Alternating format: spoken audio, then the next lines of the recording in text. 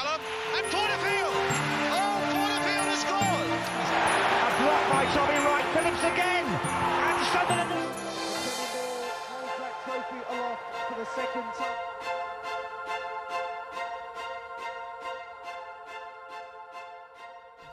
Hello, well, unbelievably, it's finished.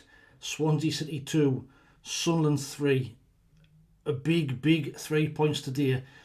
And after 70 minutes, I was not expecting that at all because, to be brutally honest, it was absolutely shocking for the first 65, 70 minutes. First half was absolutely terrible. We started off, we made 2 changes. We knew Tommy Watson is out for 2 months. But Adji Alicia dropped out, Dennis Certain came back in, Eliza Mienda went to the left hand side, and Roberts came in to play on the right hand side. So we had Anthony Patterson in goal, we had a back 4 of Trey Hume, Chris Mepham, Dan Ballard, Dennis Certain. In the midfield we had Dan Neil, Jobe, Chris Rigg, who I thought might have been rested but he played, and on the left, like I see, Eliza Mienda, on the right Patty Roberts, up front Wilson Isidore continuing up front. And like I said, the first half we were absolutely piss poor. The midfield looked as though we were running through a treacle. No energy. Jobe kept on getting caught on the ball. Sloppy giving the ball away. Defensively all over the place. Dan Ballard coming out and flying into tackles and losing out. And after 5 minutes we're going to go behind. And it's a really poor goal to concede as well. There's a ball played in the box. It bounces up, it goes up in the air, about 30 foot in the air. And it's on the penalty spot. And surely you think Anthony Patterson just got to come through and wipe everybody out. Now they claim it or punch it clear. Comes out, guns back on his line. They're centre forwards, unmarked. Fires underneath them. It's 1-0. And you think, dear me, what have we got to start the game? That is. And it gets worse. 17 minutes, we're going 2-0 down. Jobe gets caught on the ball. He then fouls his man. And Liam Cullen, with a great free kick, to be fair, in the top right-hand corner, curls it out of the wall. It's 2-0 after 17 minutes. And you're thinking, boy, dear me, game on here. And to be fair, we didn't deserve that else because, like I say, we were absolutely shocking. We couldn't get going. We couldn't get out. Isidore looked leggy again. Couldn't get out of the ball. It was bouncing off him. Mienda, we know he can't play left wing, but he persevered playing in there, and he looks like a fish out of the water. Honestly, he's like Bambi on ice sometimes. He reminds me so much of Duncan Watmore at times. Just head down, run, the ball's bouncing all over, and he ends up losing it. But we get a goal back. In the 28th minute, we get a free kick. Trey Hume whips the ball in. Dan Ballard beats his man. Header, bottom left-hand corner. It's 2-1. And you think, right, we didn't deserve it, but it's game on. And can we then go on and make it count and, get the momentum going and build up ahead of steam? We didn't. But it's 2-1 at half-time. Reece Lebris had a massive job on at half-time to try and get things sorted. I wouldn't have been surprised if he made a couple of changes, but he didn't. The same side came out.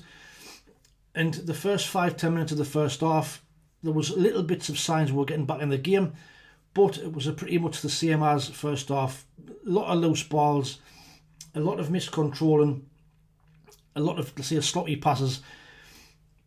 And you're thinking, right, it's 70 minutes, we're getting beat 1 now to 2-1, we're playing shite, and yet again we've made no substitutions. And it's like, well, what are you going to do? 70 minutes, Luke O'Nien comes on. Now, the goals probably didn't have nothing to do with Luke O'Nien, but 73rd minute, Dan Neil, what an absolutely rocket of a finish.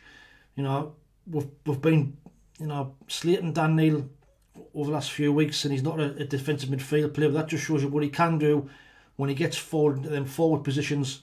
He's rattled one, roof of the net, in off the bar. It's 2-2, 70 minutes.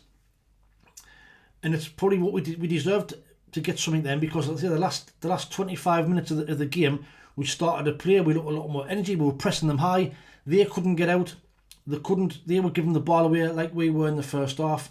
And at 2-2, you think there's only one team going to win it. 73 minutes, 2 or 3 minutes later, we'll get the ball again. Roberts and Rigg goes to the right hand side, he plays the ball in. Jobe arriving late, beats his man 3 yards out, rattles it into the back of the net. 3-2. And honestly, could not see that coming at all after 70 minutes. I thought, here we're going again. It's another points drop. It's going to be 1-9. But we then hung on. Chris Reid gets booked for a foul in the 89th minute. Isidore gets booked for a foul in the 95th minute. But it's a big, big 3 points, like I've said. Now, even though we've won the game, performance-wise, like I say, for 70 minutes, we were absolutely awful.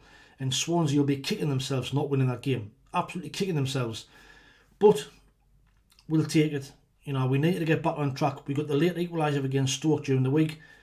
Bristol City during the week. We've backed it up now with a win.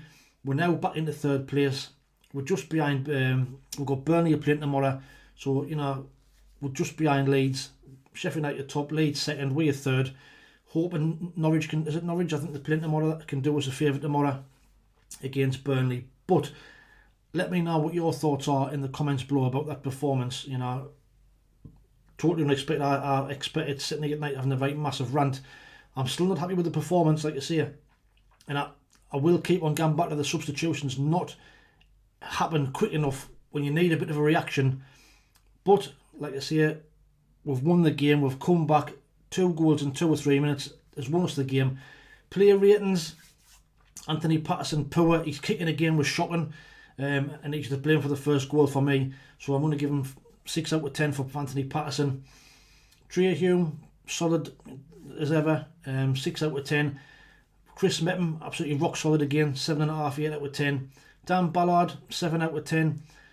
Dennis Certain looked a bit tired, looked leggy. He looked slow when he was tracking back, so 6 out of 10 for Dennis Certain. In the midfield, Dan Neil for me will be my man of the match today. Even before he got his goal, second half he started to make things happen. He was getting a little bit further forward, and he was picking passes out and trying to get us on the front foot. And I think he put in a really good second half performance. So for me, Dan Neil will be my player of the match. Chris Rigg had a great second half as well. See, first half, the midfield all looked tired. They all looked leggy. But second half, they found the energy. So 7 out of 10 for Chris Rigg. Jobe again, similar in the first half. He got booked in the first half. But second half, he works his socks off. He starts getting a bit of steam up. He gets the winner. You know, so 7 out of 10 for Jobe. Liza Mienda is not a left winger. And he had a couple of chances as well late on to get a goal. But a really, really poor performance from Eliza Mienda. But that's no fault of his own. He's not a left winger, so 5 out of 10 for Mienda. Roberts, again, a lot of nice work going forward. He linked up well with the goal for with Chris Rigg for their goal, for the winner. But again, his final ball, sometimes there's a lot to be desired. But I thought he did. I wouldn't rate it there. 7 out of 10 for Roberts. And Isidore, I'm going to give him a 5 out of 10 because I thought he was poor today. The ball wasn't sticking. When you're under pressure, you need the ball to stick, and it was bouncing off him, and he's headed up in the air, and he's tackling wild shots. You've got to mat the ball stick and get out of it. We didn't do that, so and I would have took him off. I really, really would have. I'd have probably had Connolly on, or I'd have put Mienda in the middle. I'd have put O'Shea on the left. But end of the day, we've won 3-2. It's a big, big 3 points. We're back into 3rd. Let me know what your thoughts are in the comments below. Who was your player of the match? What was your thoughts on the overall game? If you were down there, what was it like? Other scores this weekend or today. So Coventry beat Hull 2-1. Bristol City drew with QPR 1s each. Leeds slipped up at Preston. They got a 93rd minute equaliser. They were going to lose the game, but they drew 1-1. Blackburn won again, beat Luton. They're flying at the minute, Blackburn. Middlesbrough won a game as well. They beat Millwall. Sheffield Wednesday won away at Oxford 3-1. Sheffield United beat the hapless Plymouth 2-0. Stoke and Cardiff drew 2-2, and we've won 3-2. So it's going to make for a very, very good Saturday night. Sunderland fans are all happy. Not happy with the performance, but really, really happy with a massive 3 points. Gets us up there, gets that momentum going. We're now on to Norwich next weekend. Hopefully we can go and back this up, back-to-back wins, and have a really, really good Christmas and get up amongst them top 2. So have a great, great Saturday night. It's a massive win, massive 3 points. Thanks for watching. Take it easy, stay safe, and we'll speak soon. Ta-ra.